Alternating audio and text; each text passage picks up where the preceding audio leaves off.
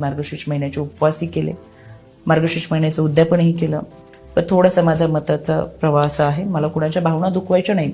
पण मार्गशीर्ष महिन्याच्या पोथ्या पुराण वाचत असताना त्याच्यामध्ये ना तुमच्यासाठीचा कायदा दिलाय, ना तुमच्यासाठीचा अधिकार दिलाय.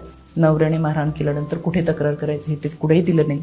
समान संपत्तीच्या वाट्याबाबतचा अधिकार त्याच्यामध्ये सांगितलं नाही. चुकून एखादी दुःखद घटना घडली तर मी न्याय कुठे मागावा हे मार्गशीर्ष महिन्याच्या गुरुवारमध्ये नाही, ते माझ्या बाबासाहेबांच्या संविधानामध्ये आहे. म्हणून मी आवर्जून सांगते, पोथ्या पुराण वाचा, पण ते वाचत असताना बाबासाहेबांनी संविधान दिलंय ते वाचा.